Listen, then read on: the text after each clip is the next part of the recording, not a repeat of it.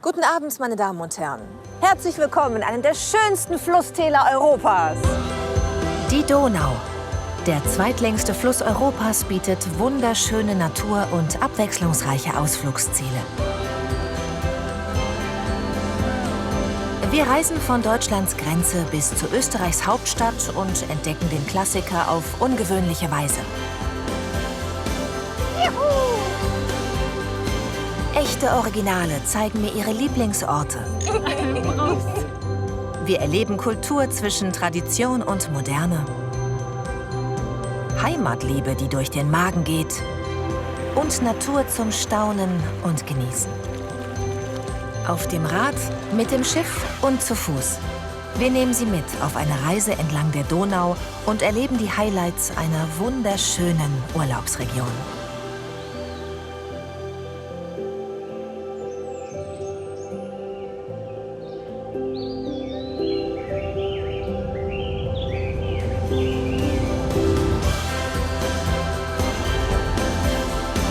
Passau, die Drei-Flüsse-Stadt. Hier beginnt unsere Reise. Entlang der Donau geht es weiter über die kreative Künstlerstadt Linz, durch die berühmte Weltnaturerbe-Region Wachau bis hin zu der Donaumetropole schlechthin, Wien. Und wir beginnen gleich mit einem außergewöhnlichen und abenteuerlichen Ausblick. Eine Stadt mit 3 Flüssen. Das schaue ich mir jetzt von oben an, und zwar von ganz oben. Und ich habe ein bisschen Respekt davor.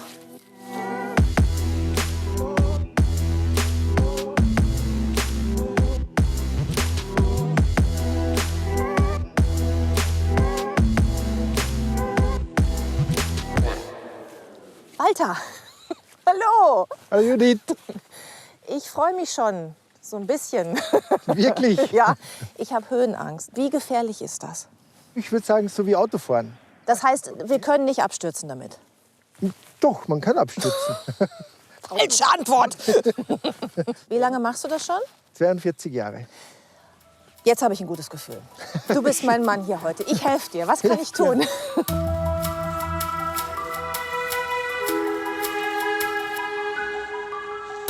Ich glaube, wir stürzen doch ab, wenn das so weitergeht. Ruhig weiter so. Ja? Weiter. Super, ja.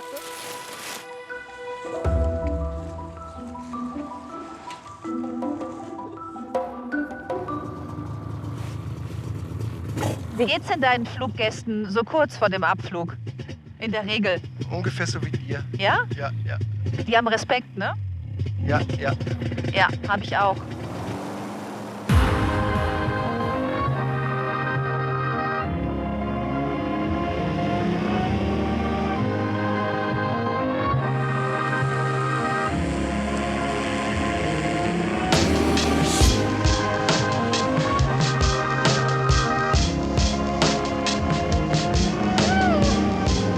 Und Judith, habe ich zu viel versprochen? Super!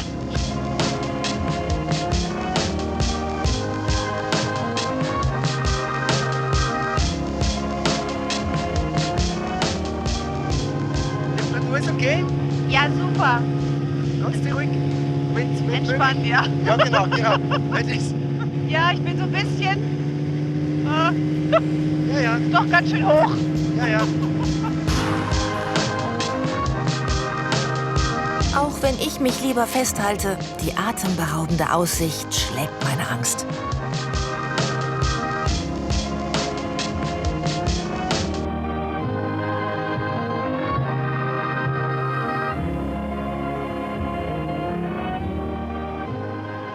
Das ist jetzt hier die Donau, ne? Ja, ja. Und das Schwarze, das ist von der Ilz. Das, was da rausfließt, da vorne ist schon die Ilz. Die mündet hier in die Donau. Das kann man sehr Das- gut sehen, hier die verschiedenen Farben der Genau, Flüsse, genau, ne? genau. Das mittlere ist die Donau und links ist der Inn. In Passau münden die schwarze Ilz aus dem Norden und der grüne Inn aus dem Süden in die blaue Donau.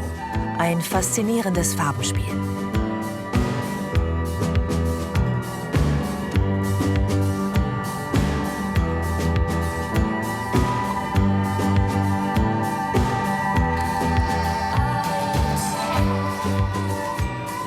da? Ja.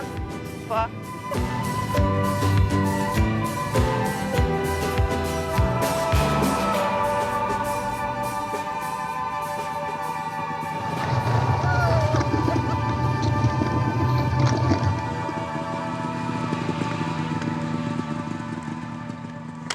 Dankeschön. Du bist ein toller Begleiter.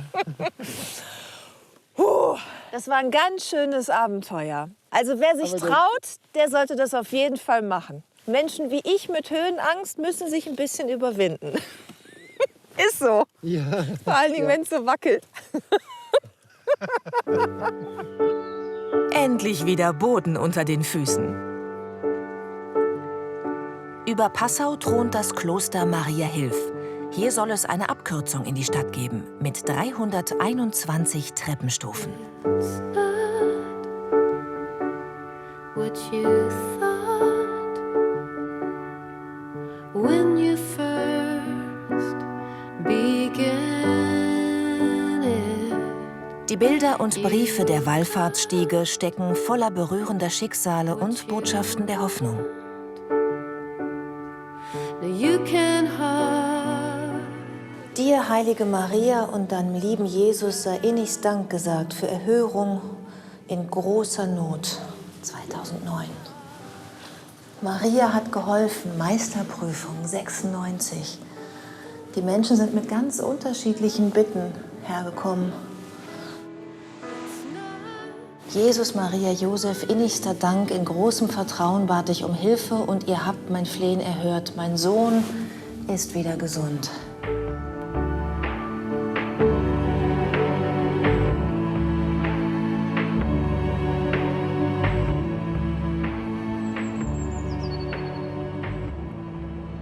Kunstvoll geht es in der Altstadt weiter.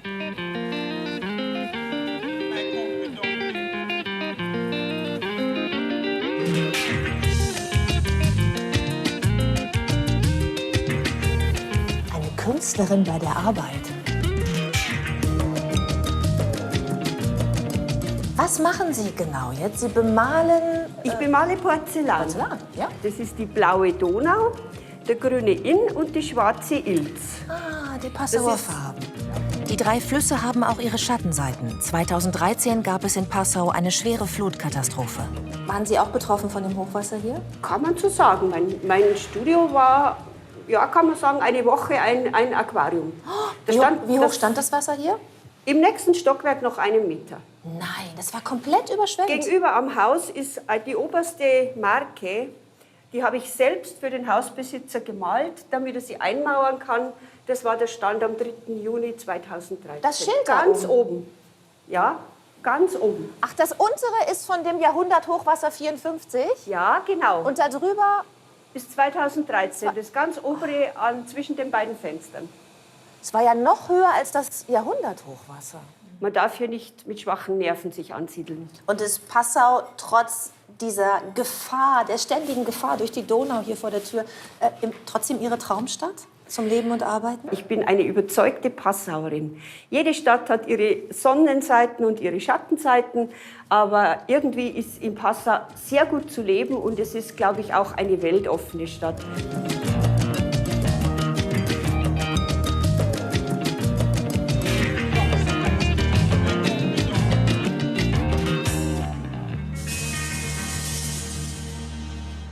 Ihr winkt so nett und ihr seht aus wie Studenten, stimmt das? Ja. Wie ist es hier in Passau zu studieren? Sehr schön auf jeden Fall, entspannt. Es macht sehr viel Spaß, auf jeden Ja. Fall. Was gefällt euch an der Stadt? Party. Party einerseits stimmt, aber auch irgendwie, dass es so ein Stück weit ein bisschen aussieht wie Venedig auch. Also so die Architektur, die kleinen Läden, dass man irgendwie überall in 5 Minuten ist. Und die Uni ist natürlich auch super cool, dadurch, dass sie relativ modern ist. Es ist sehr familiär alles. Ja, das ist stimmt. sehr schön. Ihr macht gerade Pause, ne? Vom eifrigen Lernen, ne? Richtig. Ja. Ja. Gut, dann will ich euch bei der wichtigen Pause nicht weiter stören. Danke. Tschüss.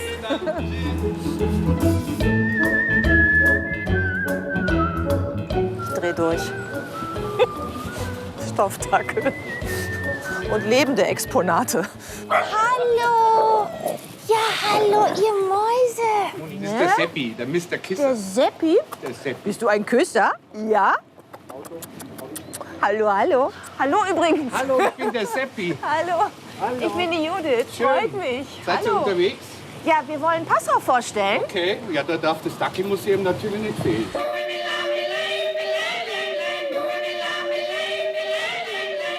Sollen wir mal ins Museum gehen? Total Logisch. gerne. Seppi, Moni, Blümchen, geh mal. Moni und Blümchen. Hallo, freut mich.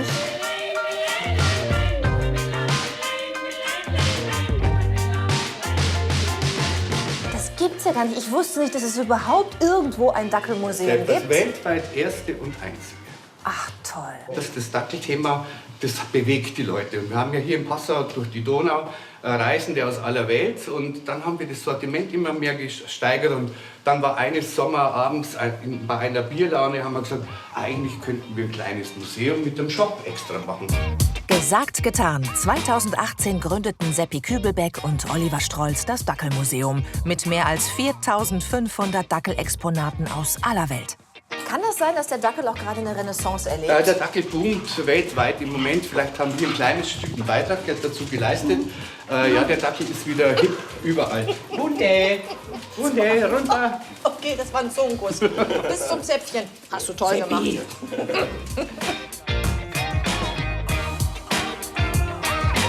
Ich weiß gar nicht, wo ich zuerst hingucken soll. Also ich finde es Wahnsinn. Ach, hier geht's ja noch weiter. Ich dachte, das ist jetzt Schluss hier. Meine Güte. Also ich würde sagen, für alle Dackelfans ist der Besuch dieses Museums tatsächlich ein Muss in Passau. Ne, Seppi? Er soll alle so begrüßen, hat man mir gesagt. Mit Dackelküsschen. Ja. Ja. Du jetzt auch. Oh, I love it.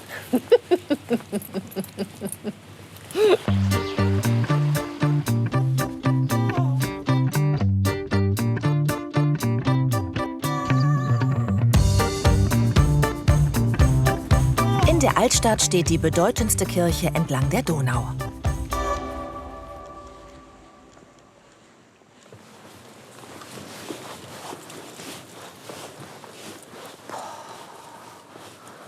Okay, Sie sehen es noch nicht, aber das hier ist der schönste Kircheninnenraum, den ich bisher gesehen habe. Und ich habe schon einige Kirchen besichtigt. Meine Güte.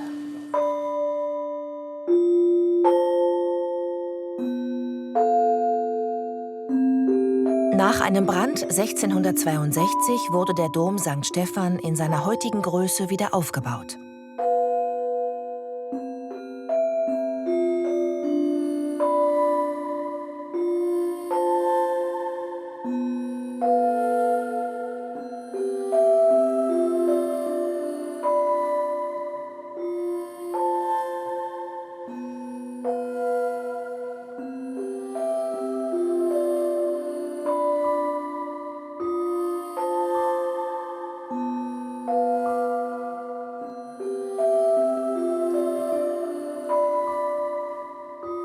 Wir sind unterwegs von Passau nach Wien. Und ich weiß, dass diese Kirche etwas gemeinsam hat mit dem Stephansdom in Wien. Was denn? Unbedingt. Das Bistum Passau reichte bis hinter Wien an die ungarische Grenze. Und der Stephansdom ist ja nicht als Dom erbaut, sondern als Stadtpfarrkirche. Deswegen gab man ihm den Namen des heiligen Stephanus, der hier von Passau herrührt. Dann ist das hier eigentlich die Mutterkirche. Das ist die Mutterkirche des ganzen Donauraums. Und wie ist das für Sie persönlich, in so einer schönen Kirche arbeiten zu dürfen, Dienst tun zu dürfen? Es ist herrlich, gell? Und wenn Besucher aus Österreich kommen, ob es jetzt Linz, St. Pölten, Wien, die sagen immer, Mensch, die Mutter ist schöner als uns, als die Töchter. Also wir sind immer total begeistert, wenn sie die Mutter besuchen können. Hell, freundlich, Blick in den Himmel. Ich beneide Sie so ein bisschen um diesen Arbeitsplatz. Die Fernsehstudios sind nämlich immer noch sehr dunkel.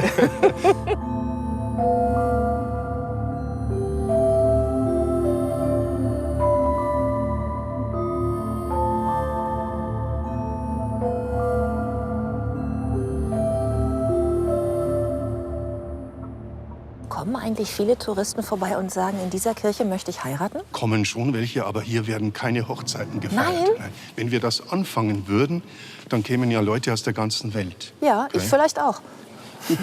Wir haben Seitenkapellen, die nicht so schön sind. Da wird geheiratet. Schade. Aber auch so ist Passau eine Stadt zum Verlieben. Vom Dom bis zum Dackel.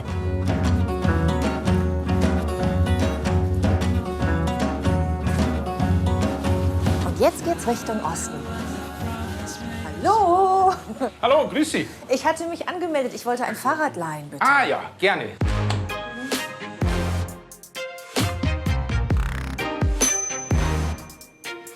Wenn Sie dieses Geräusch hören, bin ich unterwegs. Der Radweg ist direkt links und rechts an der Donau. Auf beiden Und Seiten. Auf beiden Seiten.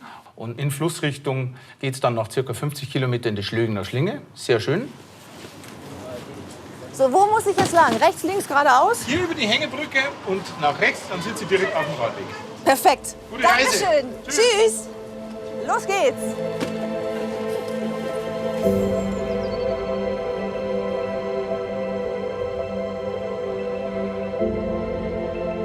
Die Donau ist der einzige große Fluss, der von West nach Ost fließt.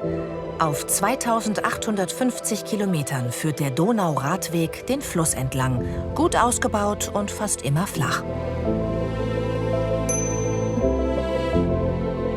Die Strecke von Passau nach Wien ist bei Radfahrern besonders beliebt. Und ich spüre schon, warum.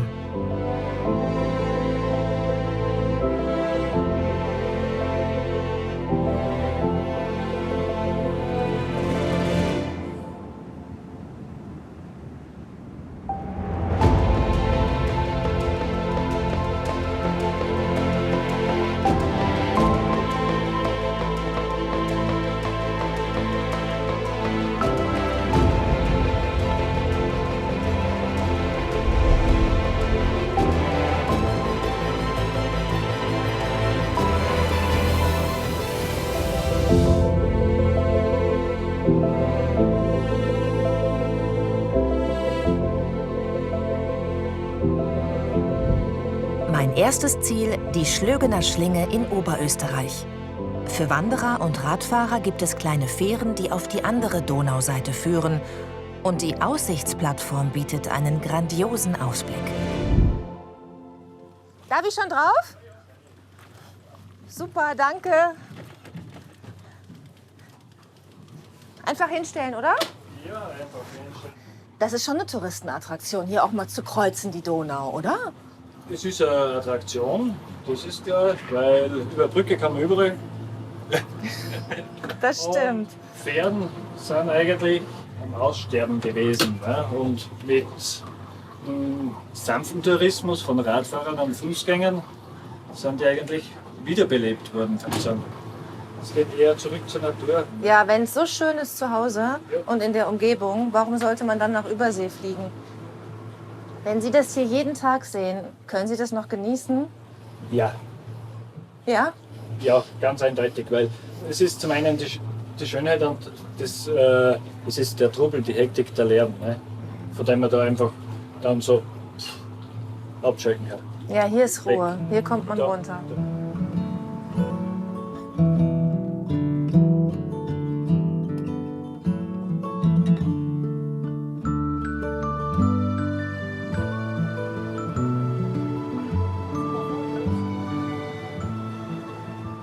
Also ich freue mich wirklich auf Wien, aber das hier ist ein Knaller.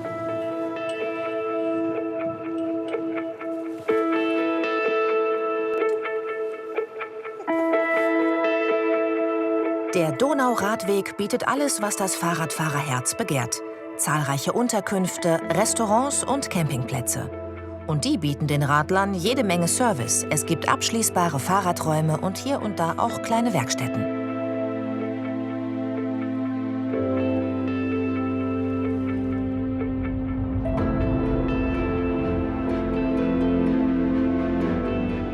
Gut 30 Kilometer hinter Passau befindet man sich in dieser wunderschönen Natur, die Schlögener Schlinge. Seit 2008 nennt man sie auch das Naturwunder Oberösterreichs. Vor vielen Millionen Jahren grub sich die Donau hier ein schlingenförmiges Flussbett. Auf halbem Weg nach Linz fließt sie kurz zurück Richtung Passau, bevor sie nach einer weiteren Schlinge wieder Richtung Wien aufbricht. Eine geologische Besonderheit. Und wenn man einmal hier Fahrrad gefahren ist oder gewandert ist, dann weiß man warum. Es ist traumhaft hier. Und bergab macht's auch richtig Spaß.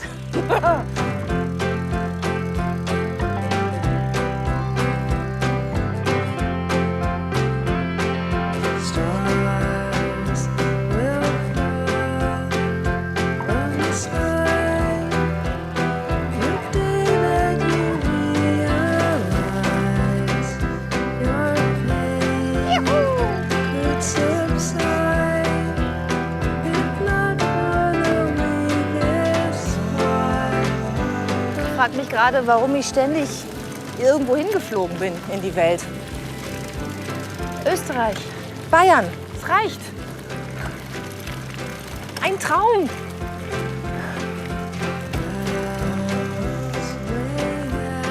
Hallo. Schon was gefangen heute? Na, leider nicht. Von welcher Fischsorte habt ihr bisher am meisten rausgeholt? Wels oder? Ich habe letztes Jahr einen Wels rausgeholt mit 1 Meter. Oh, das ist aber ein großer. War gut, ja. Ja. Und Zander geht auch gut.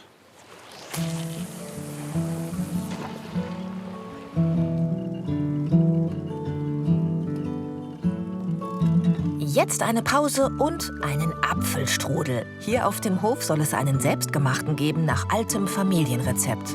Ich freue mich schon.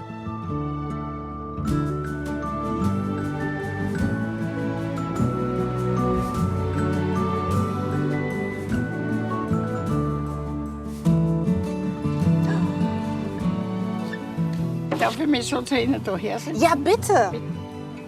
Greifen Sie jetzt zu und dann... Sie wollen wissen, ob er mir schmeckt, ne? Ja, ja. Er ist super. Früher wurden auf dem Hof Reisinger Schiffe gebaut. Den Schifffahrer Gruß bewahrt die Familie bis heute.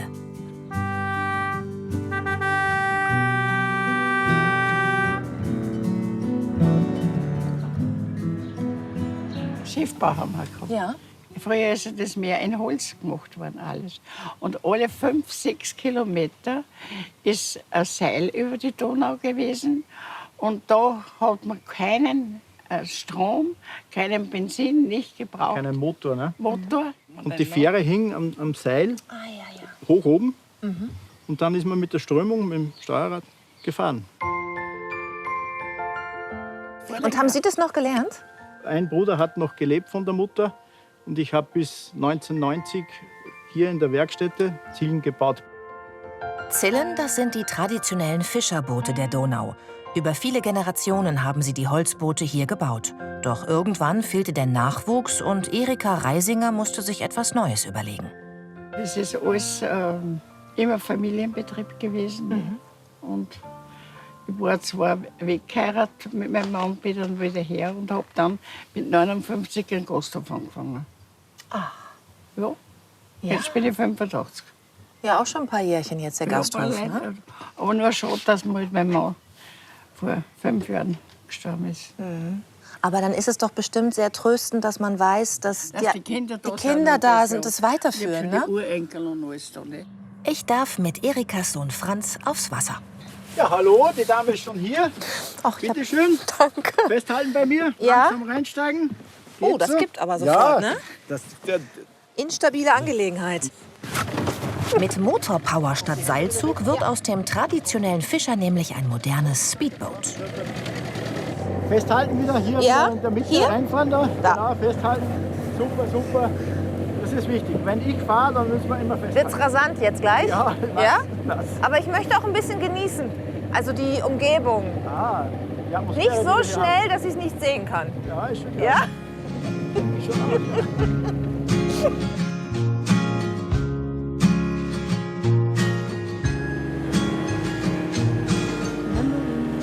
Das ist ganz schön schnell, ne? Asked everyone to marry you, all of those songs we sung, changing all the words you used to make the heroine die. Why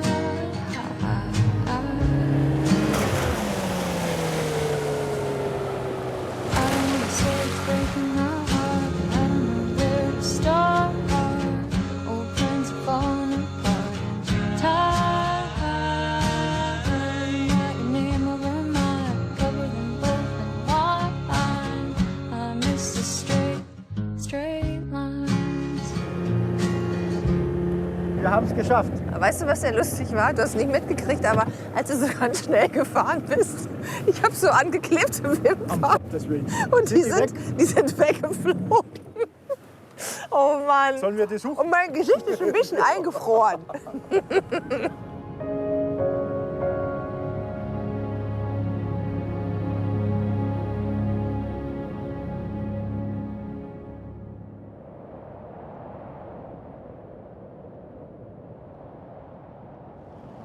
Im Sportoutfit startet der nächste Tag. Ich bin mit Florian Reiter verabredet. Der Lauftrainer und Physiotherapeut möchte mir sein Donautal mal auf ganz andere Weise zeigen. Trailrunning, also querfeldein, rauf und runterlaufen. Was ist das Besondere am Trailrunning? Für mich ist das Faszinierende am Trailrunning das, dass du in der Natur draußen bist, so wie jetzt. Du spürst die Natur, hörst die Vögel. Jeder Schritt ist anders. Es geht für mich nicht um höher, schneller, weiter, sondern einfach in der Natur draußen sein und neue Wege entdecken, neue Landschaften entdecken. Bleibt das ungefähr so, jetzt unsere Strecke? Oder werden wir irgendwann so ins Gelände reinlaufen? Ja, es wird durchaus noch mal ein bisschen mehr in Richtung Single Trail. Das heißt, der Weg ist schmaler und es wird vielleicht ein bisschen rutschiger und ein bisschen mehr bergauf und bergab gehen. Oh je. Und wurzeliger. Also das besteht uns bevor. Aber keine Sorge, wir tasten uns da richtig langsam heran. Ich habe mir extra eine Signalfarbe angezogen, damit man mich findet, wenn ich entkräftet am Wegesrand liege und die Dämmerung einbricht. Keine Sorge, ich schaue auf die Leute, mit denen ich laufe, schaue ich schon ganz gut. Okay. Aber die Naturgewalt bremst uns noch aus.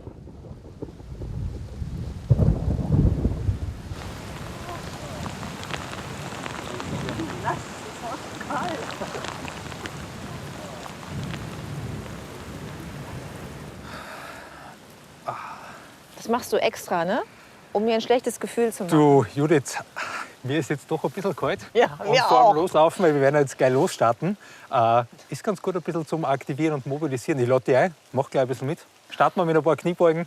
Ja, Bist du bereit? Ich bin bereit. Genau. Ich finde, du bist ein bisschen Angeber mit deiner kurzen Hose. Ja. Du kennst dich auch aus, ne? Weil du bist Physiotherapeut eigentlich. Genau, ja. Es ist in den letzten 10, 12 Jahren immer mehr zur Berufung geworden, weil ich das auch im Rahmen von der Physiotherapie halt auch viel Laufcoaching mache. Weil viele beginnen wollen mit dem Laufen und dann sind sie schnell mal überfordert und es zwickt vielleicht irgendwo. Aufhören. Und aufhören, ja. Keine zu viel machen. Und da ist es einfach unglaublich spannend zu analysieren, wie funktioniert unser Körper überhaupt und wie kann es so laufen, dass mir das richtig an Spaß macht. Okay, lass uns loslaufen. Ich kann eigentlich jetzt schon nicht mehr, aber ich folge dir. Aber dir ist wärmer jetzt, oder? Ja. Super, ja, dann starten wir los.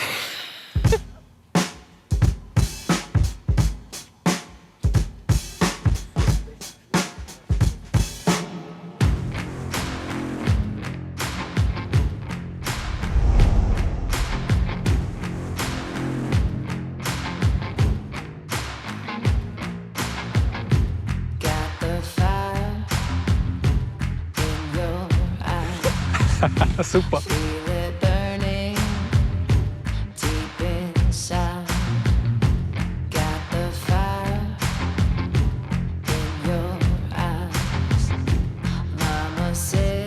Yes, Judith.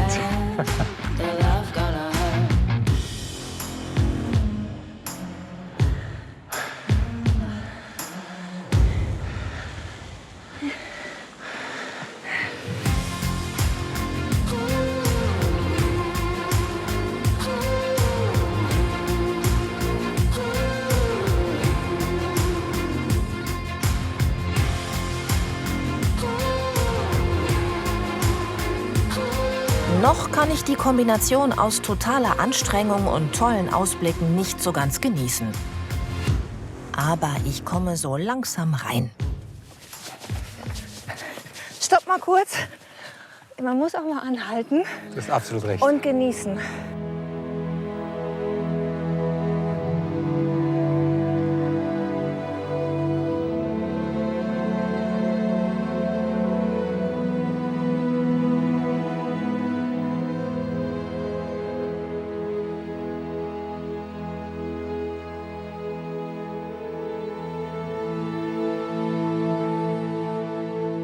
wenn ich draußen bin, ich liebe es. Es ist wirklich echt immer wieder eine Bereicherung und jedes Mal anders. Das Spannende ist das, die Natur gibt mir dann irgendwie immer wieder Impulse und es verändert sich. Ich gehe oft vielleicht unglücklich oder grantig raus beim Laufen und es verändert sich und ich komme komplett zufrieden heim. Ich spüre auch schon ein bisschen was. Wirklich? Ja. Ja? Ich hatte ja gedacht, dass ich so die ganze hinter dir herlaufe, aber also es macht wirklich Spaß. Ich müsste das jetzt vielleicht nicht jeden Tag machen, aber so ab und zu mal noch einmal. Okay. Bereit? Laufen wir Bereit. weiter? Super.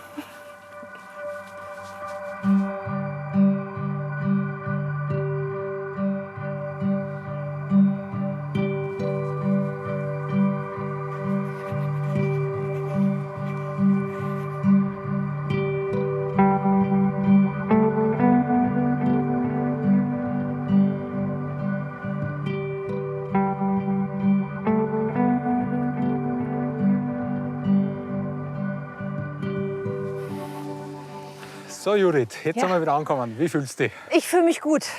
Aber ich glaube, ich werde Muskelkater haben morgen. Stichwort Regeneration. Was bei mir eigentlich fast bei jedem Mal mit dabei ist am Schluss, ist auf die letzten Meter die Schuhe ausziehen, die Socken ausziehen und ein paar Schritte barfuß gehen. Weil das Barfußgehen einfach die Regeneration schon absolut einleitet. Die Füße werden nochmal richtig aktiviert. Also bist du bereit, Judith? Klar.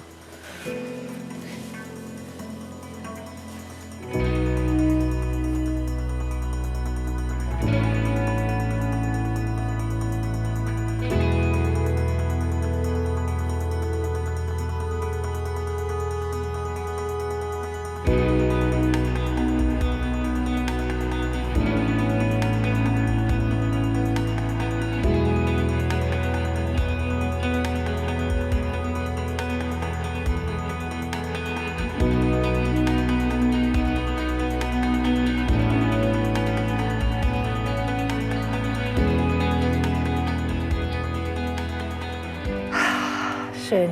Danke. Judith, ich sag danke. Es war wunderbar. Dankeschön.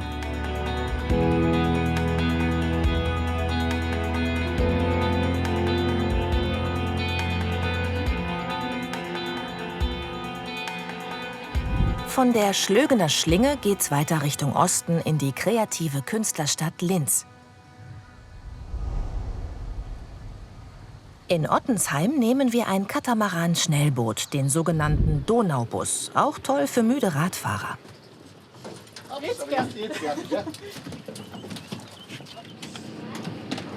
Von Mai bis September fährt der Donaubus in 20 Minuten bis in Oberösterreichs Landeshauptstadt Linz. Linz hat sich von der Industrie zur Kulturstadt gewandelt. Im Industriehafen kommt beides zusammen. Die riesigen Stahl- und Betonwände sind zum Revier von Graffiti-Künstlern geworden.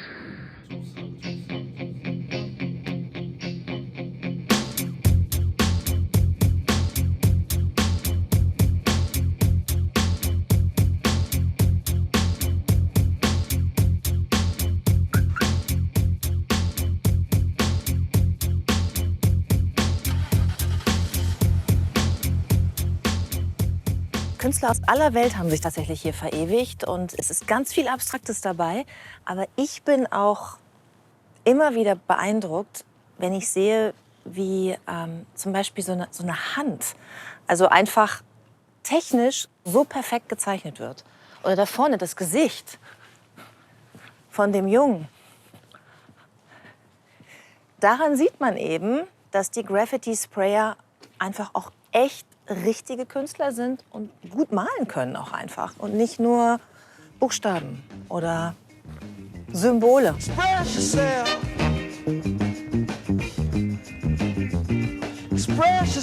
Leonhard Gruber ist der Gründer des Graffiti-Hafens. Bei uns gibt es ja grundsätzlich zwei verschiedene Dinge. Einmal das klassische Graffiti, das sehen wir so hier unten, ein paar Beispiele. Und das andere nennt sich Muralismo. Muralism, also da geht es um wirklich große Wände, das ist dann schon eher Malerei. Und ist das Graffiti, Graffito sagt man, ne, bei einem, oder? Ja. Ist das jetzt von einem bekannten Künstler? Ja, das ist von einem sehr bekannten. Also das ist eine der prägendsten Figuren überhaupt weltweit. Der hat in sehr vielen Ländern war er der erste Sprüher überhaupt, Neuseeland, Indien etc. Ist ein Münchner, heißt Lumit. Und sind das jetzt alles internationale Künstler oder ist das hier die Linzer Ecke? Na, jetzt waren es ein paar Österreicher und jetzt kommen wir schon zu einer Wand, die haben 3 Kroaten gemacht.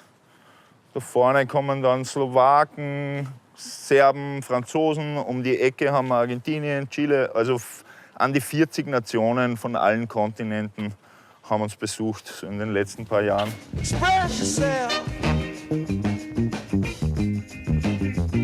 Express yourself. Die Sprayer teilt sich gleich mal in die legale und die illegale Fraktion. Also die Zugsprüher, die können mit uns gar nichts anfangen. Ah. Das heißt, die Zugsprüher, wo man eher sagen würde, das ist Vandalismus. Das ist Vandalismus, da geht es nur ums illegale Sprühen. Man sammelt quasi U-Bahn-Systeme. Es gibt auf der Welt 400 U-Bahn-Systeme. Und man schaut einmal, wie weit man kommt. Angeblich hat es gerade einer geschafft, wirklich alle 400 zu malen.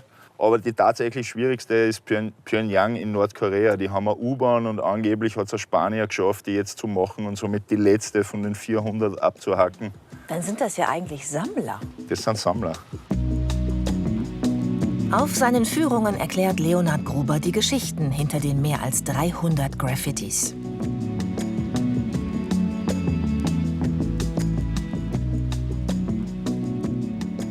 Aber das finde ich auch klasse. Die Buchstaben da auf dem Gebäude. Das sieht gut aus. Das kommt aus Berlin, in der Stadt, wo alles vollgesprüht ist und wo so ein Konkurrenzdruck ist bei den Sprüher. Es ist ja immer so, wenn es nicht das eigene Haus ist, findet man das ja schön.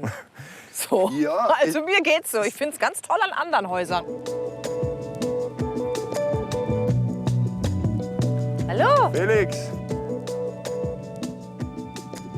Darf ich helfen? Seit wann sind Sie schon Graffiti-Künstler? Eigentlich überhaupt nicht. Ich mache Holzschnitte. Ja. Und ich dachte, das sei nur für junge Leute. Und habe da hingeschrieben. Und die haben mich netterweise genommen. Und wir freuen uns sowieso. Ja, über jeden Künstler. Es muss nicht mit Sprühdose sein. Und ja, herzlich willkommen. Inspiriert Sie das, wenn Sie hier zusammen, ich sage auch mal, mit den jungen Wilden arbeiten? Ja, schon. Ja? Und vor allem, ich bewundere die. Also manche können fantastisch malen.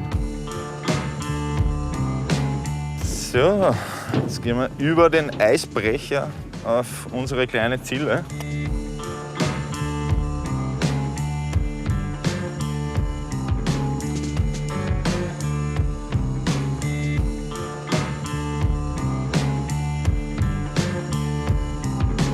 Machst du das auch bei den ganz normalen Führungen, die Bootstour? Machen wir auch Bootstour, meistens größere Boote. Es geht aber auf der Zille auch, so für Familien und Kleingruppen.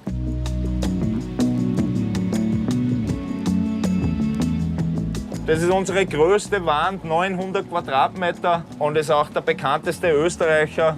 Neitschers heißt der hat da oben rechts unterschrieben. Also der hat das tatsächlich in 5 Tagen gemalt. Das ist aber einer der schnellsten überhaupt. Alles mit der Sprühdose, da stecken ca. 1000 Sprühdosen drinnen. Wenn ich jetzt zu Hause eine Garagenwand habe, wo ich nach dieser Führung denke, da muss sich ein Graffiti-Künstler verewigen. Was muss ich dafür ausgeben? Wahrscheinlich von bis, ne? Von bis, aber wir vermitteln ja solche Arbeiten auch gerne im Privatbereich. Also bei uns geht es so los bei 100 € am Quadratmeter, wenn du das ungefähr ausrechnest. Ist alles dabei, Gage, Farbe, genau. Aber das geht natürlich nach oben, je nach Künstler. Wer selbst mal sprühen will, kann hier einen Crashkurs machen. Das muss ich ausprobieren.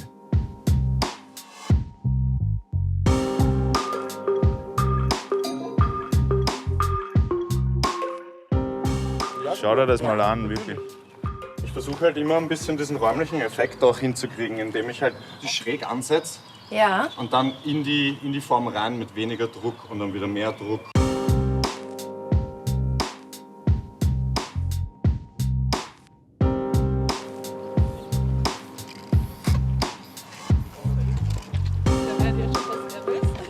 Du bist mir natürlich jetzt direkt aufgefallen, weil ich habe jetzt ein paar Künstler getroffen, das waren aber alles Männer.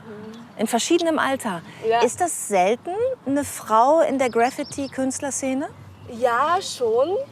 Ich freue mich immer wieder, wenn ich verbündete Frauen sozusagen treffe. Seit wann machst du das? Das erste Mal habe ich es, glaube ich, mit 15 gemacht. Genau. Legal oder illegal? Legal. Da haben wir jetzt was vorbereitet Nein, für ich sehe dich. es schon. Oh, das finde ich toll. Dankeschön. Ich finde, es sieht schon so, also sehr gut aus. Ja, aber es hätte noch Potenzial. Also wenn du Lust hast. Unbedingt. Okay. Bin dabei. Passt.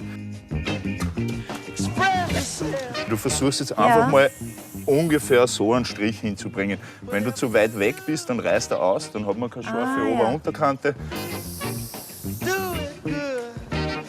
Ich krieg's nicht so dünn hin wie du. Ja, schon besser. Genau, und immer mit dem Körper mitgehen, das ist beim Sprühen ganz wichtig. Eigentlich ein cooles Fitnessstudio. Ja.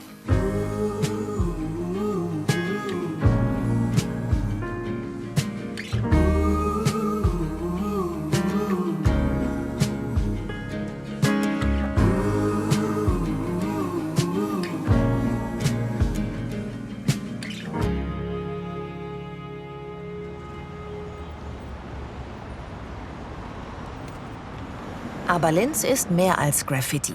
Die europäische Kulturhauptstadt von 2009 veranstaltet viele Musik- und Kunstfestivals, hat eine historische Altstadt und ist Namensgeber für die älteste Torte der Welt.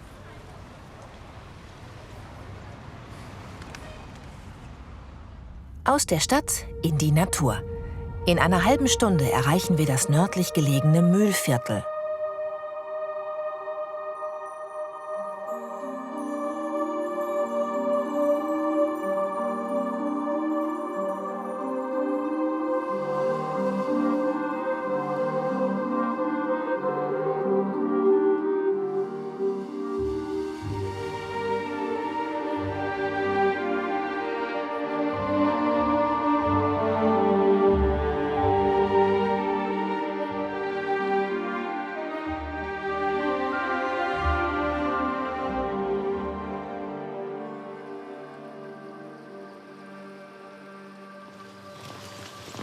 Diese Ruhe. Das hat man ja so selten, ne, im Alltag, dass man einfach mal nichts hört. Nur Naturgeräusche. Die Vögel.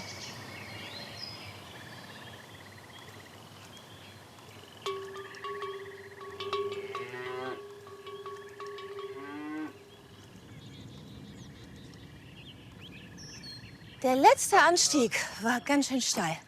Und jetzt bin ich froh, wenn ich eine kleine Pause machen kann. Und hier auf der Speckalm soll das möglich sein. Und zwar in Bioqualität. Und da werde ich schon begrüßt. Hallo. Begrüßt du alle Gäste? 4 Generationen leben auf der Speckalm. Familie Gassner hat etwa 170 Mastschweine, 16 Mutterkühe und viele andere Tiere. Ich freue mich, wenn ich gleich was zu essen und zu trinken bekomme bei euch. Wir haben für dich einen Platz reserviert. Ja, und es ist doch alles in Bioqualität hier, ne? Kann ich mich davon überzeugen direkt am Anfang erstmal? Sicher gerne. Ja? Ja. Ich möchte Tiere sehen. Hallo. Hallo. Der Sohn. Hallo. Und du? Schwiegersohn. Der Schwiegersohn. Wer heißt denn du? Du gehörst auch zur Familie? Ja? Na klar. Lina. Hallo, Lina. ich bin Judith. Freut mich, dich kennenzulernen, Lina. Kommst du auch mit? Ja, mit. Nehmen wir Okay. Judith mit? Ja.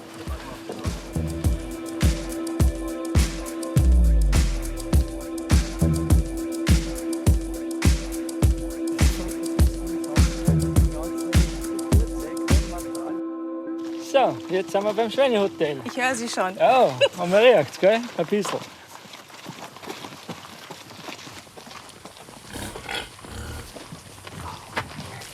Hallo. Na? Hallo. Na, du bist ja süß. Ach, kommen die jetzt zu? Die kann man zu Hause, aber die machen nicht. Hallo. Na?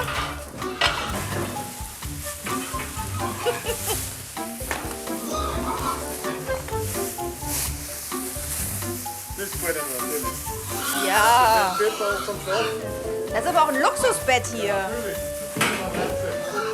Es gibt ja so viele Pferdeställe, wo es gar keinen Strom mehr gibt, weil das so selten geworden ist. Ne? Und ihr habt es hier. Toll.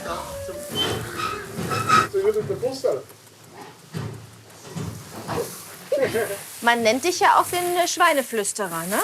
Ja. Warum? Ja, wichtig ist der tägliche Kontakt natürlich mit den Tieren. Ganz wichtig, in der Früh schaut man gleich mal nach, wie es einer geht. Und du kennst dich wahrscheinlich auch gut aus, so wie Schweine kommunizieren, ne? Ja, natürlich. Was möchte uns dieses Schwein gerade sagen? Ja, das ist etwas neugierig jetzt. Und wenn Sie denken, was macht jetzt die Judith da? Was macht jetzt die Judith da, genau? Nein, nicht meine Hand essen. Ich finde, man sieht es, dass es ihnen saugut geht hier. Ja, das geht ihnen wirklich saugut, ja. Ja. Oh, guck mal. Oh.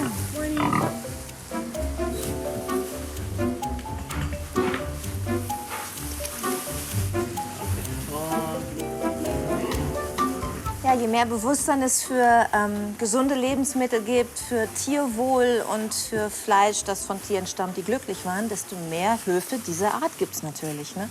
Angebot und Nachfrage. Deshalb sollte man nicht aufhören, immer wieder zu fragen, ne? Gibt es Biofleisch? Die Nachfrage an Biofleisch wächst auch stetig. Also weil die Leute wollen wirklich wissen, wo kommt das Fleisch her. Sie wollen was Gescheites am Teller haben. Okay, jetzt ist wieder Rush Hour aus irgendwelchen Gründen. Und sind das jetzt die kleinsten Schweinchen, die ihr Nein, habt? wir haben noch kleinere. Die Lilly und die Rosi. Die sind etwa so. Lilly und Rosi. Das klingt sehr vielversprechend.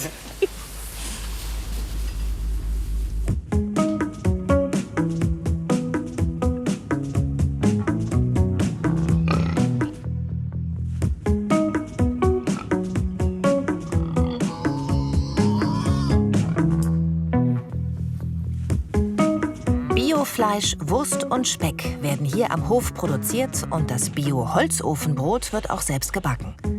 Verkauft wird alles im Hofladen oder es wird den hungrigen Wanderern direkt serviert.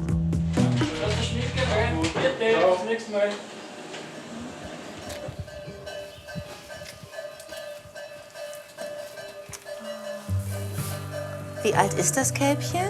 Das Kälbchen ist jetzt 3 Tage alt. Ach, so klein noch. Ja. Allein schon, um das kleine Kälbchen zu sehen und die kleinen Schweinchen, hat sich der Anstieg gelohnt. Gut, die Natur ist auch schön, aber die Tiere eben besonders.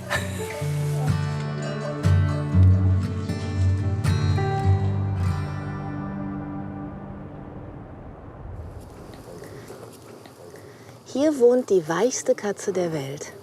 Und ihr Name ist Fluffy. Wie passend. Oh, du bist weich. Hallo. Hallo.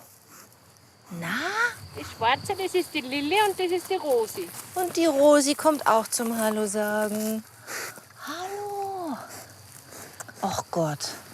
Bleiben die in der Größe tatsächlich? Genau, also sie werden vielleicht noch ein bisschen größer, aber ich glaube eher mehr, dass sie in die Breite gehen, als was größer werden. Wie alt sind die jetzt? Die waren jetzt gerade ein Jahr alt. Ein Jahr? Ein Jahr, genau. Wer wollte die haben, die Kleinen? Die Männer nicht, oder? Nein, es war... Aber ihr habt euch eh so ein bisschen aufgeteilt hier, ne, in dem Familienbetrieb. Genau. Die Männer machen die Schweine und die Rinder? Genau.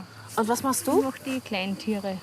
Genau, also die Minischweine und die Ziegen, die Hasen, die Wachteln, die Enten, die Katzen. Also das sind so die kleinen Tiere, was bei uns am Hof leben. Wenn man so einen Hof zu betreuen hat, wie viel Zeit hat man dann noch als, ich sag mal, junge Frau für sich selbst? Die muss man sich nehmen. Es ist zwar immer wieder schwierig, wenn man Kinder hat, weil einfach ja, die Kinder im Fokus sind und die Tiere natürlich. Aber man muss es einfach wieder nehmen. Prost! Das sieht ja lecker aus. Schaut drauf aus. Alles Eigenproduktion. Okay? Wow, toll. Sehr, lass es dir schmecken. Dankeschön.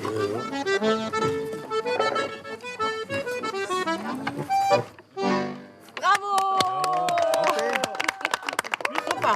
Ich hab da noch was mitgebracht. Jetzt Schnapsel.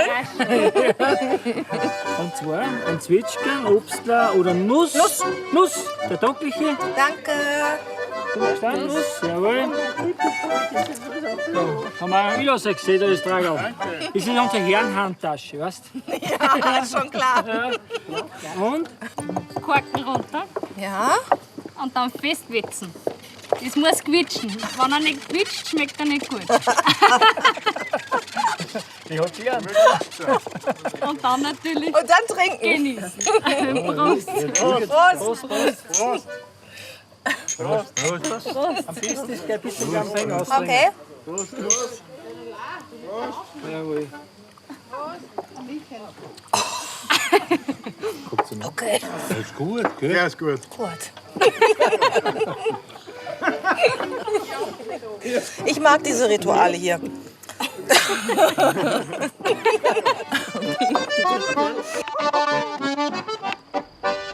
Gastfreundschaft und Genuss. Auch das zeichnet Österreich aus.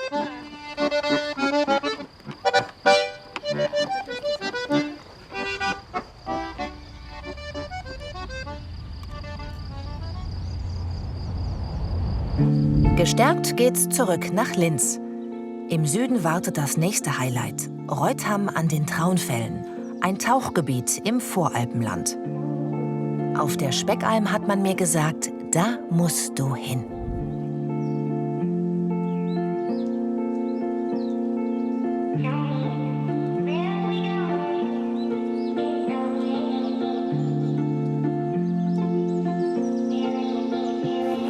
Wir haben heute wieder Glück mit dem Wetter. Die Sonne scheint und die Landschaft hat sich schon wieder verändert. Wir sind jetzt hier südlich der Donau und ich habe gehört, dass hier im Süden es Regionen gibt, wo man denkt, man ist in Kanada oder in Neuseeland. Und das alles direkt bei uns quasi vor der Haustür.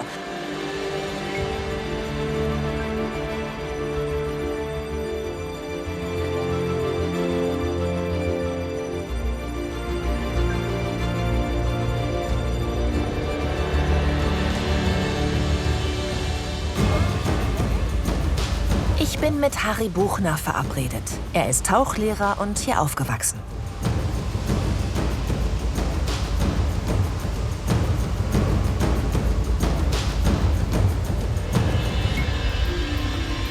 Getaucht ist er schon auf der ganzen Welt. Aber das klare Süßwasser rund um die Traunfälle fasziniert ihn auf ganz besondere Weise.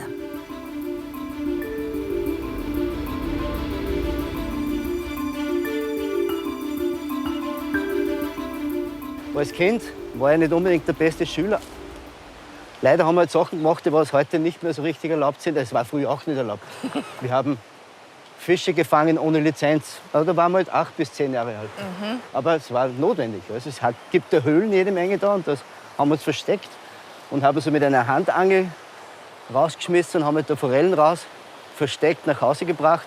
Und von der Mutter hat es dann meistens, ja, weißt schon, einen Platz gegeben. Awatschen, genau. Oder wie sagt ihr, Awatschen? Awatschen heißt es bei uns, genau. Ja. So, und jetzt werden wir da runterkraxeln, also auf Deutsch runterlaufen oder Runterklettern, würden wir sagen. Genau. Genau. Alles klar? Okay. Gehst du vor oder? Nein, ich gehe am besten vor. Nee, du gehst am besten vor. Ich habe nicht gewusst, dass wir jetzt so richtig klettern. Ich dachte, wir gehen ins Wasser schnorcheln. Ja, das kommt später.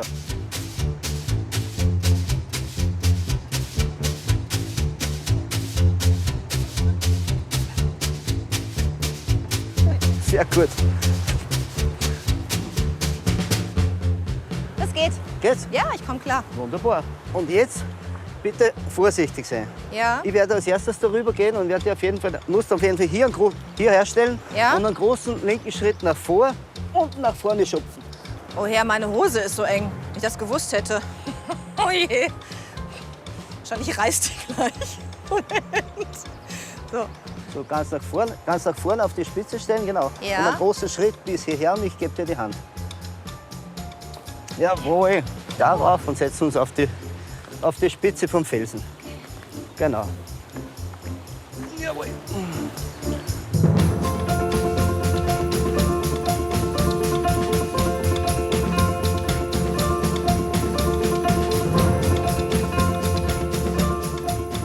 Wann hast du zum ersten Mal gedacht, ich will die Unterwasserwelt auch erleben hier?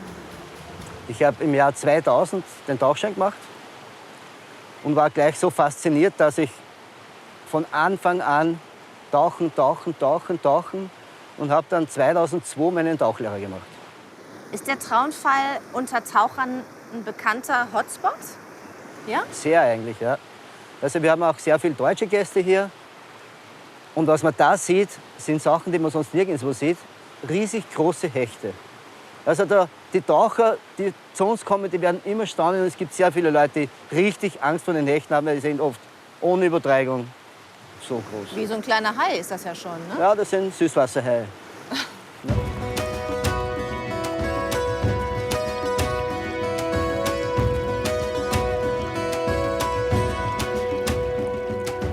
Direkt neben den Traunfällen hat Harry seine Tauchbasis mit Übernachtungsmöglichkeiten. Mittlerweile kommen Tauchbegeisterte aus der ganzen Welt zum Schnorcheln oder Flaschentauchen.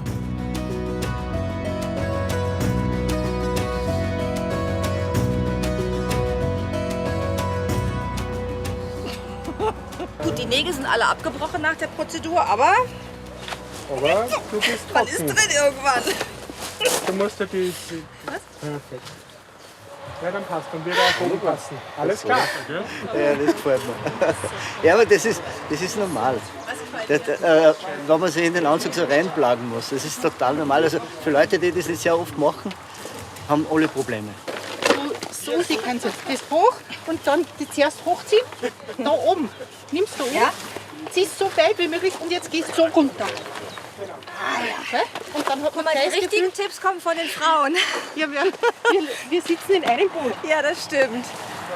Oh, ging es dir auch so beim ersten Mal anziehen, dass du dachtest so, ja? Ich glaube, die kriegt keine Luft am Anfang, aber es muss so sein, sonst würde das kalte Wasser reinlaufen und dann macht der Trockenanzug keinen Sinn. Ja, ich sehe es schon ein. Ja. Danke. Ich bin ein Paarhufer, wenn ich fertig bin. Genau, auf jeden Fall.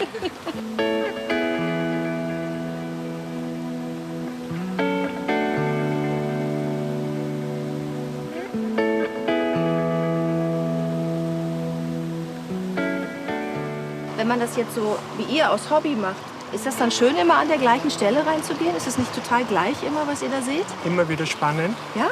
Und auch wenn du die Plätze kennst, du siehst immer wieder was Neues. Und du kommst so richtig runter vom Alltag.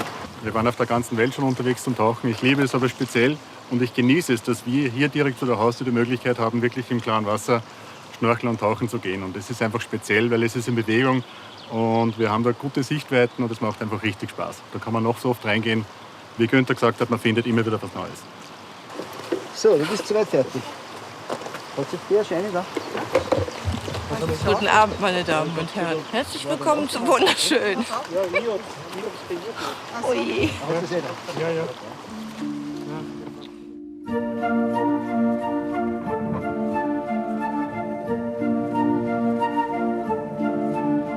Außer Hechte kann man hier noch Forellen, Barben, Flussbarsche und zahlreiche andere kleine Fische sowie versunkene Wehranlagen und uralte Straßen aus der Zeit der Salzschifffahrt entdecken. Und das bei meist guten Sichtverhältnissen. Die Wassertemperatur liegt von Juni bis September bei 17 bis 23 Grad.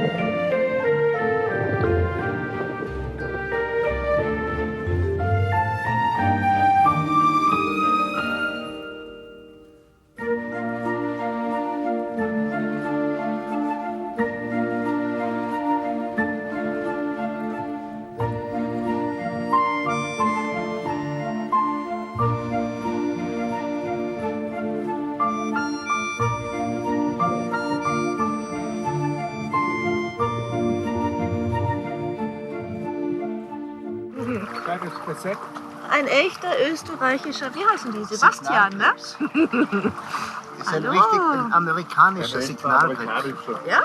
Ja, Signalkrebs, amerikanisch. Ist ja eingewandert. Eingewandert, genau, eingeschleppt. Hallo. was man alles findet hier unter Wasser in Österreich. Ich werde Sie wieder rein, ja? Alles klar. Einfach wunderbar. schwimmen lassen oder auf dem Boot? Ja, was einfach zuschauen. was. Was zuschauen, wer wegschwimmt.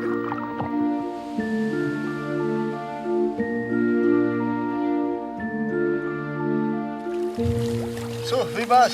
Ich fand's super. Ich habe mehr Fische gesehen, als ich gedacht habe. Und ich fand es auch toll mit dieser starken Strömung, die ja auch ein bisschen schwierig ist. Ne? Aber die hat einen so getragen. Ja. Das war irgendwie auch ein schönes Gefühl, weil man dann noch schwereloser war. Genau. Ja, es war schön. Das heißt, mit dem Anzug praktisch so ein super Auftritt, du brauchst gar nichts zu tun, einfach treiben lassen. Ging auf, ja? Kriegst du noch Luft? Ja, ja, sie kriegt eh schon Luft. Das ist für die Auftritt. Ganz wichtig.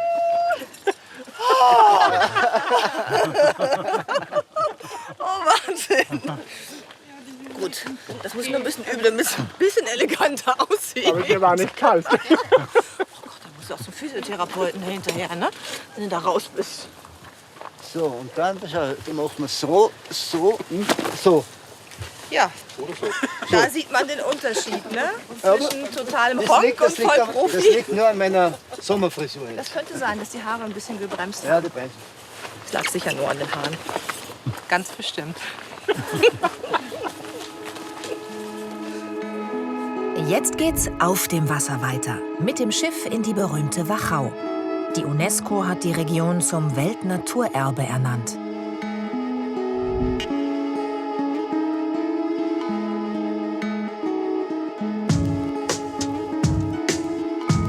Auf den Hügeln entlang des engen Donautals zwischen Melk und Krems thronen Klöster, Schlösser und Burgruinen. Aber neben Kultur und Natur ist die Region vor allem auch für ihre Weine und Marillenspezialitäten bekannt.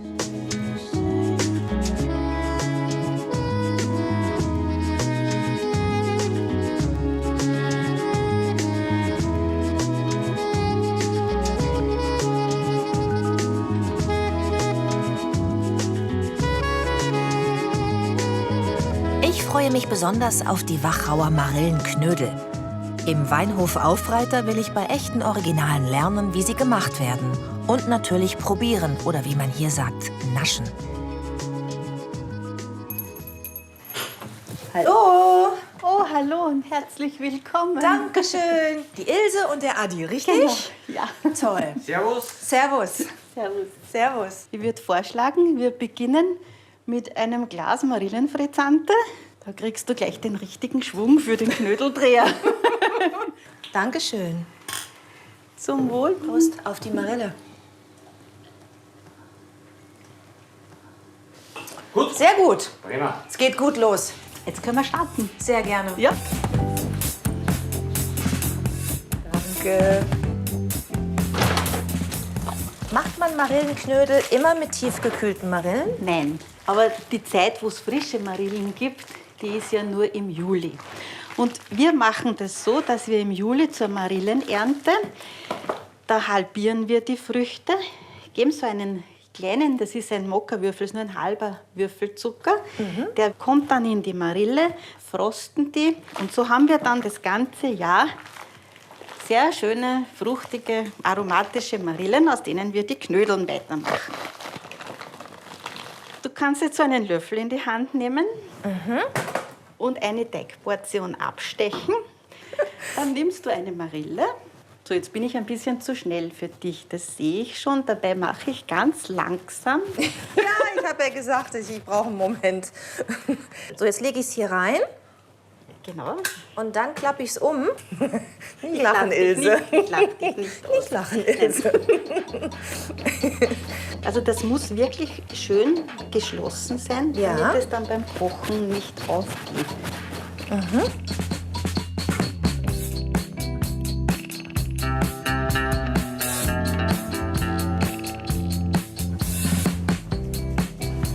Also ich bin ja noch am Anfang des Marillenknödel-Zubereitens, aber ich kann jetzt schon mal sagen, dass es irgendwie ein schönes Gefühl ist, wenn man den so rollt. Das ist schön kühl.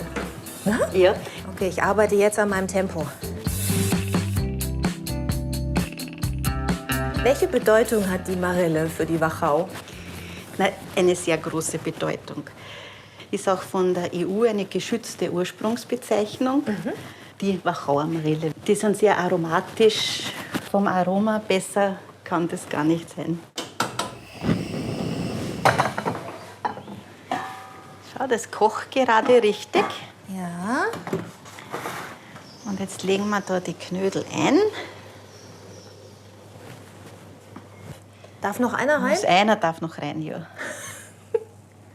Und in der Zwischenzeit können wir eigentlich die Brösel noch ein bisschen durchrösten. Darf ich das mal probieren? Ja.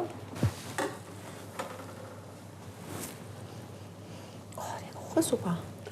Aber mit Marillenknödel schmeckt es viel besser. Das ist aber auch schon gut. Ja. Ist einfach sehr süß, ne? Süß, ja. Schau her, sie schwimmen schon, die Knödel. Jetzt lassen wir es noch ein bisschen ziehen und dann können wir es schon rausfischen. Das heißt, wenn sie nach oben kommen, sind sie fertig? Genau, wenn sie nach oben kommen, dann sind sie gleich fertig. Jetzt kannst du die da ein bisschen wälzen da drinnen. Dann setzen wir es schon auf das Teller. Ach, und jetzt ist schon fertig? Ja. So. Was ist das jetzt? Da habe ich Marillensoße. Auch selbst gemacht? Auch selbst gemacht, ja. Etwas flüssigeres Marille, Püree? ein oder? bisschen flüssigere Marillenmarmelade. Ah ja. Bitte nimm Platz. Das wird schon so herrlich. Endlich geht's ans Essen.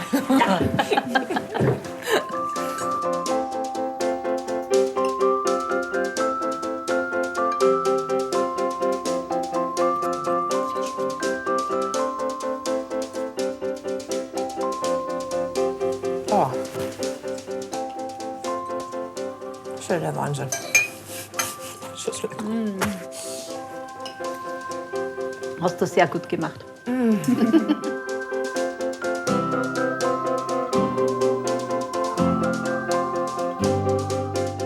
Nicht weit von Krems liegt Dürnstein.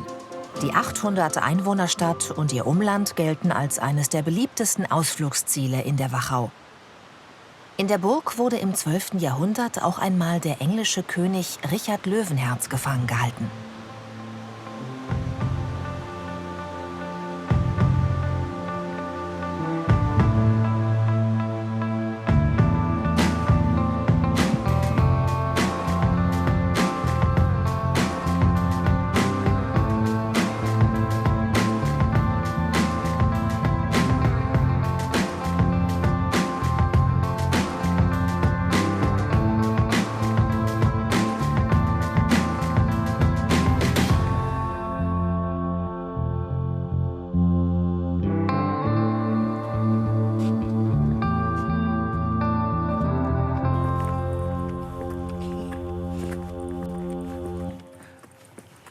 Hallo.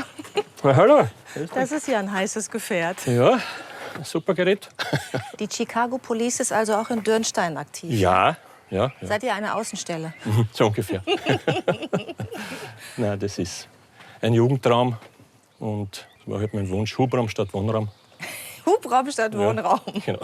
Naja, ich bin zu Fuß unterwegs. Ja, also wenn du willst. Fährst du auch gerade in die Richtung? Ja, ich hätte Oder eigentlich nur suchst mehr... du einen Grund, ihn mal wieder auszufahren? Nein, ich bin halt schon gefahren, aber probefahrtmäßig ist immer was zu tun.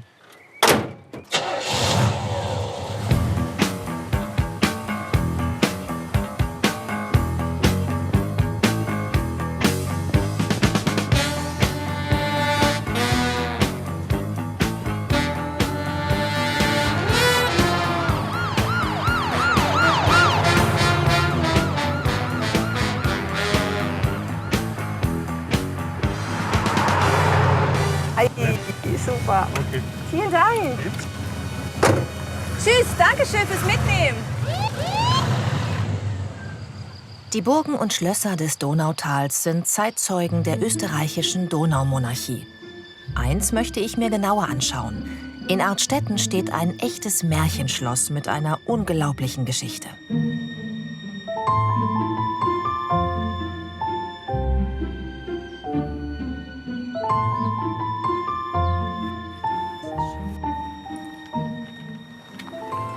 Das ist so schön hier. Ein Traumgarten.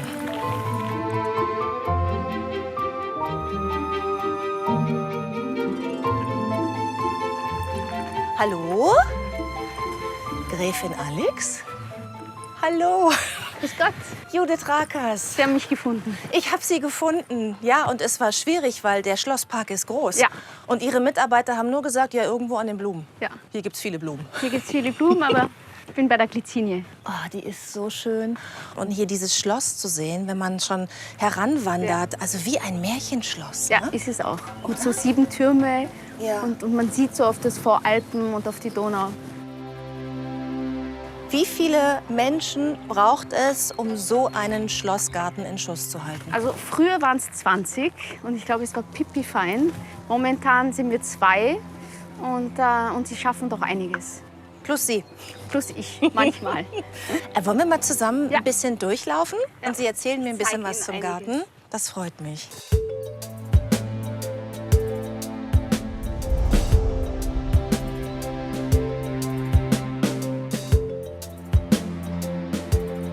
Ist aber auch ein imposantes Gebäude. Wie viele Zimmer hat das? Ich weiß es Gott sei Dank nicht. Sie wissen es nicht? Nein. Nein. Nein, wirklich wahr.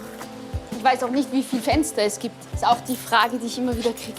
Aber ich weiß, dass man Fenster putzen muss.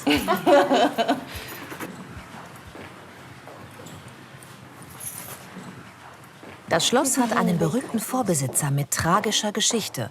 Erzherzog Franz Ferdinand, damaliger österreichischer Thronfolger. Ein imposantes Modell von dem Attentatauto. Ja. Und das Original ist im Heeresgeschichtlichen Museum in Wien. Das heißt, in dem Original von diesem Modell wurde Weltgeschichte geschrieben. Ja, leider. 1914. Erzherzog Franz Ferdinand und seine Frau Sophie auf Besuch in Sarajevo. Im offenen Auto fahren sie von Termin zu Termin. Dann fällt der Schuss, der traurige Geschichte schreibt. Also meine Urgroßeltern hatten am Vormittag schon ein Bombenattentat, sind schon entkommen und haben sie sich noch mal ins Auto gesetzt und an eben einer Ecke, schicksalhafter Moment. Gavrilo Princip hatte schon aufgegeben, hatte aber die Pistole in der Tasche und hat die Augen zugemacht und zweimal geschossen und sie waren tot.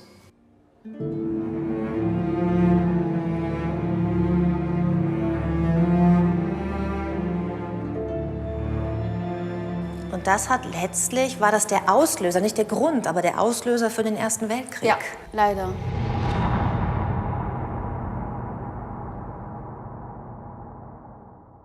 Aber das ist der tragische Teil. Aber wir haben eine große Liebesgeschichte, die muss ich Ihnen jetzt zeigen. Zuvor. Jetzt kommt der Sissi-Moment, ich bin dafür. Bitte schön, Frau Gräfin. Also, hier haben wir sie. Was ist das jetzt für eine Liebesgeschichte? Es ist eine unglaubliche Liebesgeschichte, weil Erzherzog Franz Ferdinand sollte eine Prinzessin heiraten. Und durch seine Position als Thronfolger sollte er politisch heiraten. Mhm. Aber er verliebt sich in sie und sie ist Hofdame bei einer seiner Tanten. Dort fährt er auch immer wieder hin. Und die Tante denkt, er ist verliebt in einer ihrer Töchter. Sie hatte 5. Und die wären standesgemäß gewesen? Die wären standesgemäß gewesen. War das ein Skandal damals? Ein Riesenskandal. Er war der zukünftige Kaiser. Er konnte nicht irgendjemand heiraten. Riesenskandal. Aber sie haben gekämpft, sie haben gewartet, sie haben sich an Regeln gehalten und nach 5 Jahren durften sie endlich heiraten. Und am 1. Juli 1900 haben sie geheiratet. Ach, wie schön. Und es entsprossen eben 3 Kinder.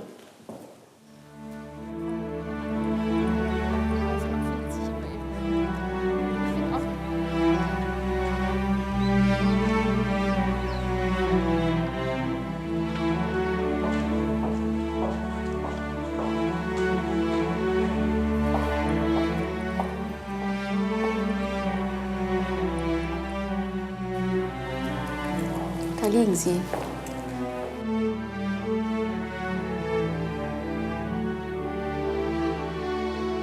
Also ich habe richtig das Gefühl, die beiden sind mir nah. Weil ich jetzt erfahren habe, wie sie gestorben sind. Ich habe erfahren, wie sie sich kennengelernt haben. Ich stehe vor der Urenkelin. Verrückt in so kurzer Zeit. Ja, aber das ist eben das Bestimmte hier, ist, dass man Geschichte einfach das lebt, Geschichte lebt. Und man spürt das und das soll auch so sein, weil dann kann man das wiedergeben, man kann daraus lernen, weil alleinig Jahreszahlen bringt uns nicht sehr weit. Ja.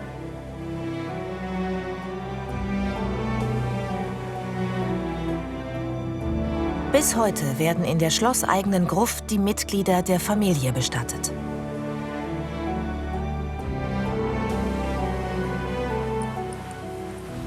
Und das ist jetzt hier ein echter Blick hinter die Kulissen, nicht wahr?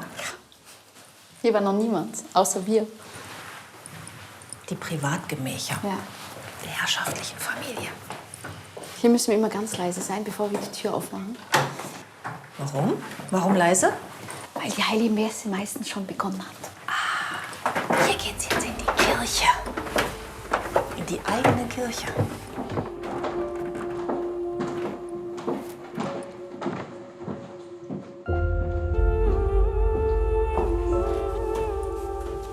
Wir sitzen dann immer hier und können eben der Heiligen Messe beiwohnen, was sehr schön ist.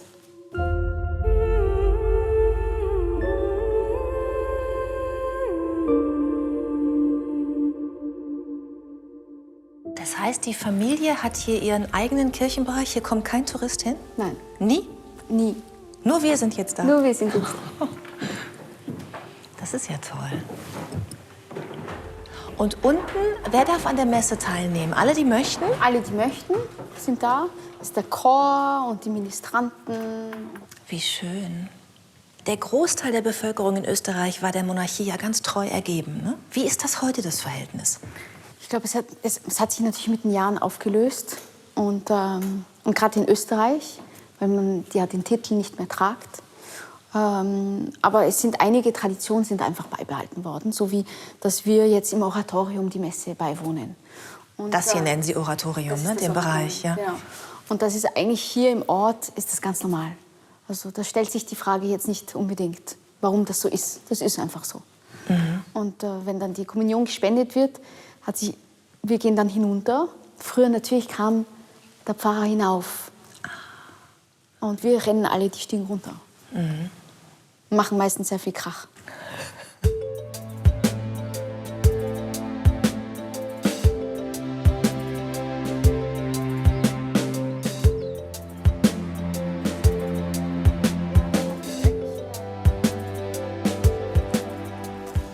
Ist das schön. Das Alpenvorland. Ja, und die Donau. Die Donauregion ist schön, man kann es nicht anders sagen. Ja. Welche Rolle spielt die Donau denn für die österreichische Monarchie? Also früher hat sie immer verbunden, weil also in Österreich fing sie in Passau an und fließt eben durch ganz Österreich durch, weiter Budapest und dann nach Rumänien ins Schwarze Meer. Also sie hat so ein verbindendes Glied, muss sie gewesen sein, dass es die Donaumonarchie heißt.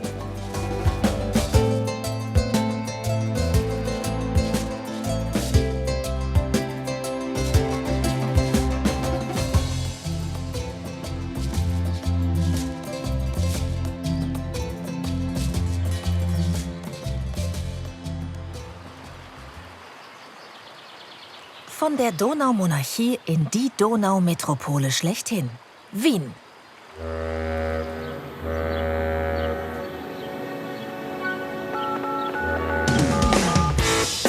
Die Stadt der Kaiser und Könige, Heimat von Sissi und Mozart, Ursprung der Sachertorte und des Wiener Schnitzels.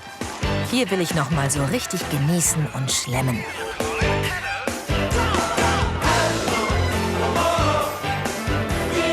Wien zählt zu den beliebtesten Städten der Welt. Historische Highlights und kulinarische Köstlichkeiten locken jedes Jahr Millionen Besucher.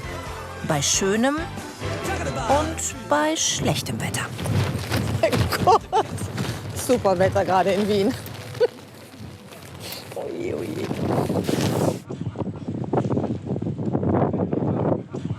Ja, es ist ganz toll. Ja. Das hat jetzt nicht so gut funktioniert. Ja, Wien bei Regen ist halt so eine Sache. Ich muss wieder was finden, was trotz Regen funktioniert.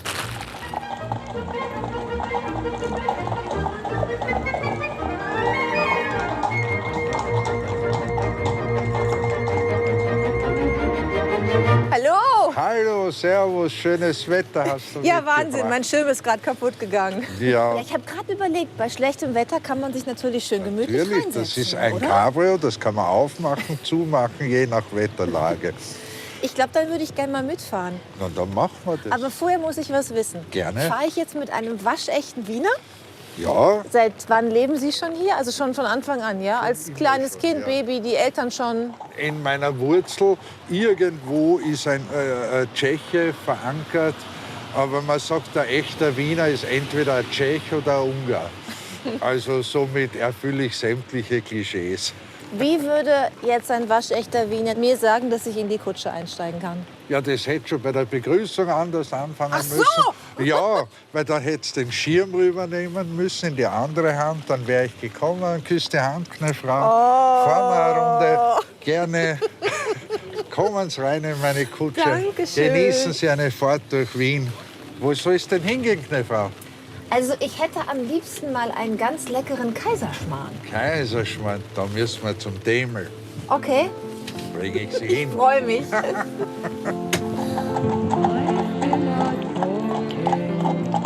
I don't do too much talking these days.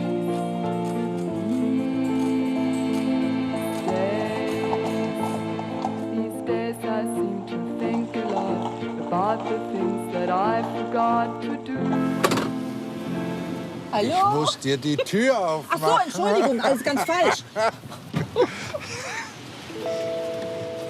So, gnädigste, auf zum Kaiserschmarrn.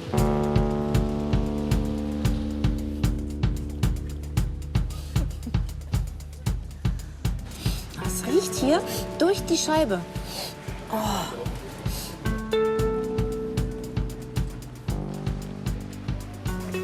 Der Kaiserschmarrn-Service. Dankeschön. Na schau, Den Kaiserschmarrn. ein Kaiserschmarrn, du Ist schon Gott. mal ein Kaiserschmarrn mitgefahren bei dir? Und nicht nur ein Kaiserschmarrn, mit mir sind schon viele Leute mit Rang und Namen gefahren. Wer denn zum Beispiel? André Rieu, Bill Ramsey, Peter Weck, die Spice Girls. Alle weiß ich jetzt gar nicht und jetzt kommst du auch dazu. Mit dem Kaiserschmarrn. Mit dem Kaiserschmarrn. Schön, danke.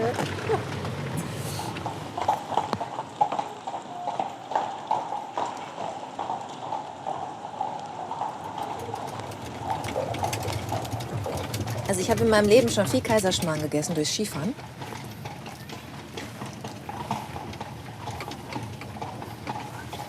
Der ist wirklich gut. Ich wundere mich ein bisschen, was in mich reingeht. Aber ganz ehrlich, wenn man nach Wien kommt, sollte man essen. Es ist zu gut, um es nicht zu tun.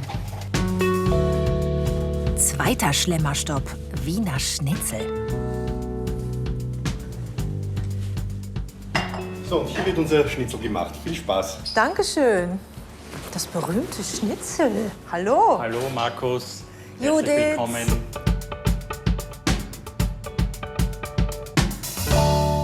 Filet-Müller-Schnitzel vom Schwein. Wir haben hier eine schöne Schweinskarree Rose. Da habe ich direkt die erste Frage. Weil ich dachte immer, dass das Original Wiener Schnitzel aus Kalbfleisch gemacht wird. Warum macht ihr das aus Schweinefleisch? Genau, also wir bieten beides an. Das Original Wiener Schnitzel vom Kalb, aber das berühmte Filet-Müller-Schnitzel ist eben vom Schwein. Gibt es seit 1905. Und warum? Wie kam es dazu, dass ihr es anders macht? Also ich denke, der Urgroßvater Vicky Müller ist 1905 nach Wien gekommen und hat ihm das erste Weinhaus eröffnet.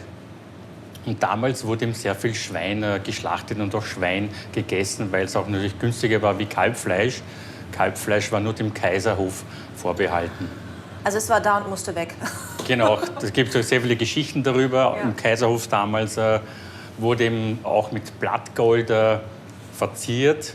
Und die nicht so reichen Leute haben sich was einfallen lassen, haben ihm dann die goldene Panade aus Semmelbrösel erfunden. Erzählt man sich. Wiener Schnitzel sind echte Handarbeit. Mit Schmetterlingsschnitt und Klopfen werden sie groß wie ein Teller, aber nur hauchdünn. So viele klopfst du aber nicht, ne?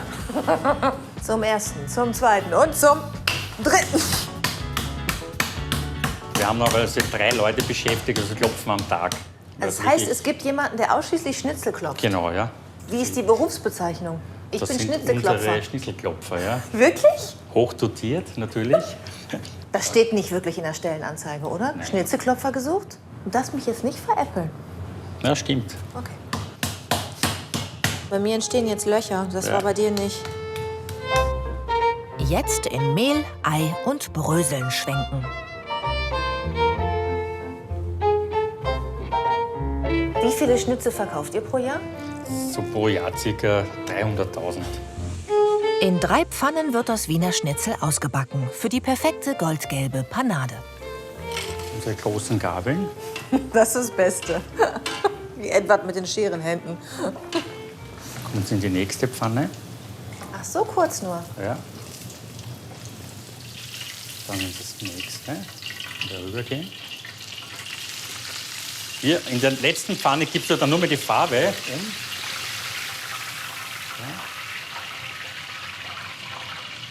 Hier sieht man, warum es so wichtig ist, dass man gut klopft und nicht wie ich klopft. Okay, vom Körper weg. Genau, ganz wichtig, vom Körper weg.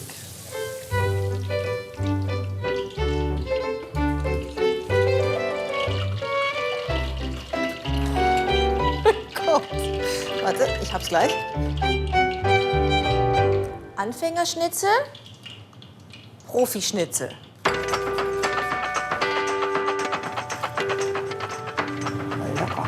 So soll es sein. Ich übe noch. Neuer Schirm, nächster Gang, Nachtisch. Da ist es. Das Objekt der Begierde gibt's hier im Hotel Sacher, die Original Wiener Sachertorte. Und die gönne ich mir jetzt zum Abschluss meiner kleinen Naschtour durch Wien. Nur noch etwa 30 Autos trennen mich von der Sachertorte. Okay, jetzt können wir gehen. Ich bin geneigt, das zu nehmen, aber ich glaube, ich werde mich damit zufrieden geben. Mal gucken.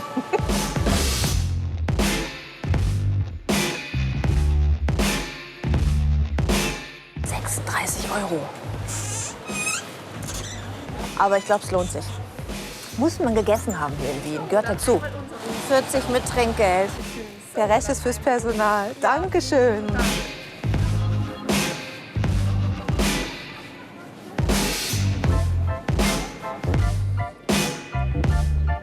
Boah, es ist gut. Sensationell. 300 Kilometer entlang der Donau. Wunderschöne Natur, historische Highlights und kulinarische Köstlichkeiten. Ein Urlaub für Genießer.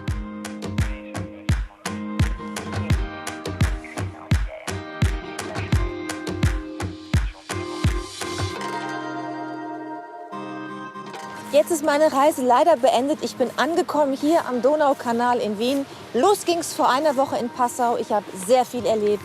Ich habe Abenteuer erlebt, fantastische Menschen kennengelernt, die österreichische Gastfreundschaft und, seien wir ehrlich, ich habe auch sehr viel gegessen. Also mir hat es riesigen Spaß gemacht und ich hoffe Ihnen auch.